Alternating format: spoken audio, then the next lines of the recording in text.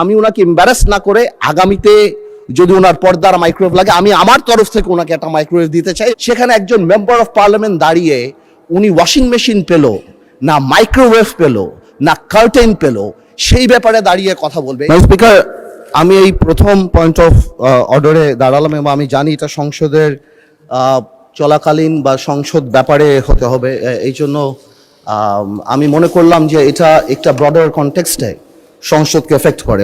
Speaker, আমরা অনেক কষ্টের পরে এই পার্লামেন্ট আমরা পেয়েছি এবং আমি আমার প্রথম স্পিচেও বলেছিলাম যে the best part of the parliament এই যে এখানে স্বৈরাচারের কোনো দোসর বা ফ্যাসিস্টের কেউ নেই। স্পিকার, গত পার্লামেন্ট শুধু পার্লামেন্টের গণতন্ত্রের হত্যা করে না, এই পার্লামেন্টের স্ট্যান্ডার্ডকে সাংঘাতিকভাবে নষ্ট করেছে। আমরা দেখেছি স্পিকার, এখানে মমতাজ থেকে আরম্ভ করে এখানে গান হয়েছে, এখানে অন্য কিছু হয়েছে। আমার কাছে মনে হচ্ছে যে ডাইরেক্টলি ওদিকে না গেলেও কিছু কিছু জায়গায় কিন্তু আমরা ওদিকে চলে যাচ্ছি। আমরা কিন্তু মেম্বার অফ পার্লামেন্ট ছাড়াও we are the ambassadors of the parliament. আমরা যখন বাইরে কোথাও যাই আমরা এই পার্লামেন্টকে রিপ্রেজেন্ট করি। স্পিকার, কালকে পরশুদিন পার্লামেন্ট থেকে যাওয়ার পরে আমি অনেক টেলিফোন পাই এবং সেখানে আমি ডিফেন্ড করার চেষ্টা করি এবং ডেইলি স্টার নিউজ করে Jamaat MP demands washing machine, microwaves and curtains.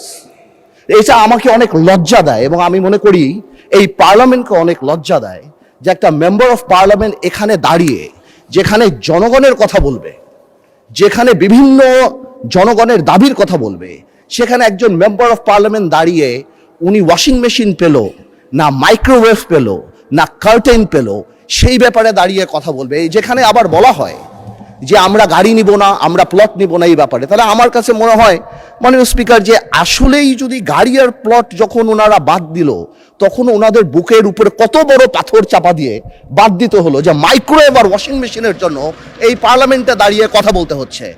Speaker, আমার মনে হচ্ছে যে এই স্ট্যান্ডার্ড আর স্ট্যাচার আমাদেরকে মেনটেন করা উচিত এবং আমি বলবো আমাদের মাননীয় যারা আছেন ওনাদেরকে, স্পেশালি আমাদের বিরোধী দল, এবং এটা কালকে হয়তো আমাদেরকেও বলতে পারে, আমি জেনারেলি এটা বলছি যে উই মাস্ট, আমি শেষ করছি যে আমি খুব সিরিয়াসলি বলছি। তারপরে যদি আমার ভাই যেহেতু কমেন্ট করেছেন উনি চান আমি ওনাকে এম্বারাস না করে আগামীতে যদি ওনার পর্দার মাইক্রোওয়েভ লাগে আমি আমার তরফ থেকে ওনাকে একটা মাইক্রোওয়েভ দিতে চাই এবং আমি প্রধানমন্ত্রীকে রিকোয়েস্ট করতে চাই যদি ওয়াশিং মেশিনটা উনি দেয় এবং হোম মিনিস্টার থাকলে আমি বলতাম যে উনি পর্দাটা যদি কিনে দিয়ে ওনার সংসারটা আমরা গোছায় দিতে পারতাম, তারপরে যদি আমার পার্লামেন্টকে উনি এম্বারাস না করতো। আপনাকে ধন্যবাদ।